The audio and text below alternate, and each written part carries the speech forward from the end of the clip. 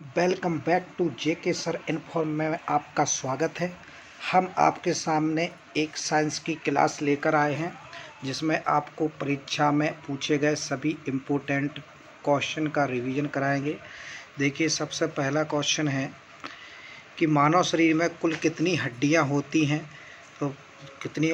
ए number 212, 206, 202 या 200। तो साथियों, मानव शरीर में कुल 206 हड्डियां होती हैं। अगला नेक्स्ट क्वेश्चन है कि शरीर की सर्वाधिक प्रबल अस्थि कौन सी है। शरीर की सर्वाधिक प्रबल अस्थि मतलब शरीर की सबसे मजबूत अस्थि कौन सी है। कहाँ पे होती है? जांघ में, जबड़े में, भुजा में, गर्दन में। तो शरीर की सबसे मजबूत जो अस्थि होती है साथी, वो जबड़े में होती है। वो इसके अलावा जो जांघ में है, तो जांघ में की हड्डी होती है वो शरीर की सबसे बड़ी हड्डी होती है। और जो गर्दन की हड्डी होती है ये सबसे कोमल हड्डी होती है। इसके बाद नेक्स्ट क्वेश्चन पे चलते हैं। अगला क्वेश्चन है कि मानव शरीर की सबसे छोटी हड्डी का नाम क्या है। और ये मानव शरीर की सबसे छोटी हड्डी कौन सी होती है? तो साथियों, मानव टिबिया है, सिमर है, स्टेपेक्स है, फिबुला है। तो शरीर की सबसे छोटी हड्डी होती है जो स्टेपिक्स होती है, कोई कोई इसको स्टेप्स बोलते हैं। इसके बाद ये टिबिया और फिबुला ये हड्डियां हैं, ये हाथ में होती हैं। उसके बाद नेक्स्ट अगला क्वेश्चन है कि मानव शरीर की अस्थियों एवं पेशियों को आपस में जोड़ता है, यानी अस्थियों और पेशियों को आपस में जोड़ता है। Number 1 ligament, number 2 Danton, number 3 उपास्थि, नंबर 4 एक नई छोटी पेशी। तो साथियों, इसका सही आंसर है ए नंबर। ये लिगामेंट है, ये अस्थियों और पेशियों को आपस में जोड़ता है। इसके बाद नेक्स्ट अगला क्वेश्चन है, मनुष्य के जीवन काल में कितने दांत 2 बार निकलते हैं। इसमें आप 4, 12, 20, 28। तो साथियों, मनुष्य के पूरे जीवन काल में 20 दांत, राइट आंसर होगा सी। 20 दांत पूरे जीवन काल में 2 बार निकलते हैं। इसमें से 20 जो दांत हैं वो अस्थायी होते हैं, 20 दांत ये अस्थायी होते हैं। जो उसके बाद ये 20 दांत गिरने के बाद फिर जो दांत निकलते हैं वो स्थायी होते हैं। और जो जीवन भर रहते हैं वो टोटल 32 होते हैं। अगर पूछे कि स्थायी दांत कितने होते हैं तो 32 होते हैं। और अस्थायी दांत अगर पूछे साथियों तो अस्थायी दांत 20 होते हैं। नेक्स्ट क्वेश्चन पे चलते हैं। इनको दूध के दांत भी बोलते हैं। ये बच्चे की 7 से 8 साल की उम्र में ये दांत गिरने लगते हैं।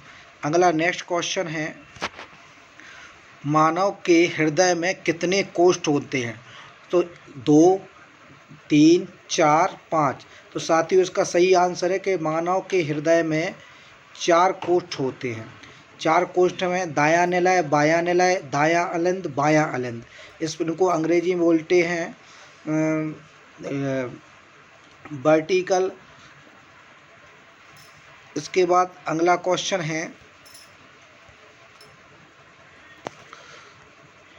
रुधिर दबाव यानी ब्लड प्रेशर मापक का कौन सा यंत्र है। ECG, stethoscope, sphygmometer, armband.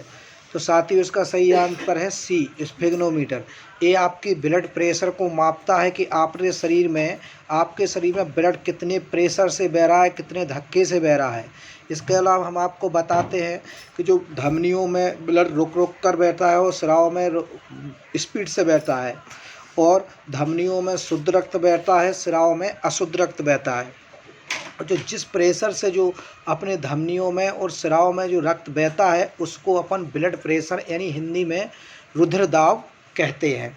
अगला नेक्स्ट क्वेश्चन है,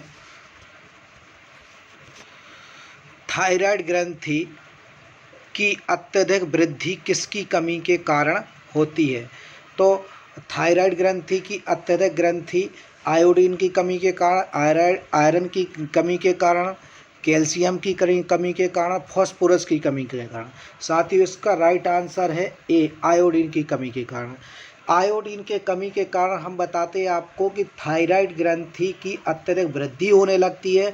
जब थायराइड ग्रंथि की अत्यधिक वृद्धि होती है तो एक रोग होता है जिसको अपन कहते हैं घेंघा रोग। एक घेंघा रोग होता है, एक गले में होता है, जिसमें गले में ये थायराइड ग्रंथि फूल जाती है, जिसके कारण घेंघा रोग हो जाता है। ये आयोडीन की कमी से होता है। साथियों, आयोडीन की पूर्ति के लिए अपन आयोडीन युक्त नमक खाते हैं, जिससे आयोडीन की पूर्ति होती है।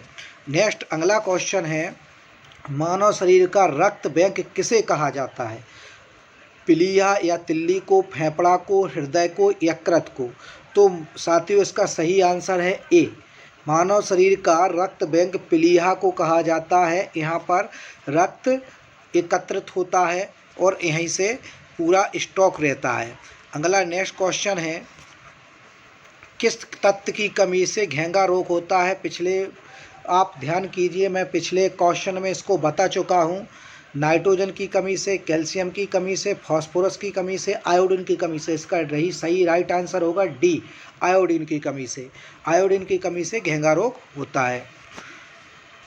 अगला नेक्स्ट क्वेश्चन है, मानव शरीर में का पाचन अधिकांश किस भाग में संपन्न होता है? पैनक्रियाज में, बड़ी आंत में, छोटी आंत में, अमाशय में? तो मानव शरीर का अधिकांश पाचन साथियों छोटी आंत में होता है, और उसके बाद जो अनपचा भोजन होता है वो बड़ी आंत में आता है, और बड़ी आंत के बाद फिर अमाशय में आता है। अमाशय में आने का बाद उसको बाहर निकाल दिया जाता है। अगला नेक्स्ट क्वेश्चन है, दूध प्रोटीन को पचाने वाला एंजाइम कौन सा है? Pepsin enzyme, trypsin enzyme, renin enzyme और एरेप्सिन एंजाइम? तो दूध प्रोटीन को पचाने वाला साथियों राइट आंसर है सी, रेनिन एंजाइम है। ये दूध की प्रोटीन को पचाता है।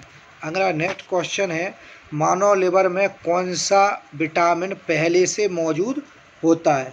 Vitamin A, vitamin B, vitamin C, vitamin D? तो मानव के लिवर में साथियों इसका राइट आंसर होगा ए, यानी विटामिन ए मानव के लिवर में पहले से विद्यमान रहता है। और इसमें विटामिन बी है, ये सब्जियों के छिकले या अपने गेहूं के छिकले वगैरह में होता है। इसकी कमी से बेरी रोग होता है। विटामिन ए की कमी से रतौंधी रोग होता है। अगला है सी नंबर में विटामिन सी है। इसका रासायनिक नाम एस्कॉर्बिक अम्ल होता है। ये सभी खट्टे फलों सभी चीज़ों में होता है। इसकी कमी से एस्कॉर्बिक अम्ल होता है। मसूड़ों में सूजन आ जाती है, दर्द होता है, दांतों से खून आने लगता है, जिसको अपन स्कर्वी कहते हैं। साथियों इसको स्कर्वी रोग कहते हैं। अगला है विटामिन डी। विटामिन डी ये सूर्य की रोशनी से प्राप्त होता है। सुबह की हल्की सी सुबह की धूप होती है जो, उसमें इसको सामने से नहीं पीठ से लिया जाता है। अपनी त्वचा जो होती है ये ऐसा काम करती है, संश्लेषण का काम करती है, जिससे विटामिन डी संश्लेषण के द्वारा प्राप्त होती है। ये प्रचुर मात्रा में सूर्य से प्राप्त होती है। और विटामिन डी हड्डियों की मजबूती के लिए काम आती है। साथियों इस प्रकार इसकी कमी से, विटामिन डी की कमी से रिकेट्स होता है, एक रोग रिकेट्स होता है। यह बच्चों में होता है। और ओस्टियोपोरोसिस होता है, ये बड़ों में होता है। इसके बाद नेक्स्ट क्वेश्चन पे चलते हैं। साथियों आज के लिए इतना ही। आज की क्लास को हम ख़त्म करते हैं। और इसी तरह के इम्पोर्टेंट क्वेश्चन के लिए हमारे चैनल को लाइक कीजिए, सब्सक्राइब करिए, दोस्तों को शेयर कीजिए, जिससे आपको इसी तरह के बेल आइकन को ज़रूर दबाइए, जिससे जो भी वीडियो आप तक सबसे पहले पहुंच सके। जय हिंद, जय भारत।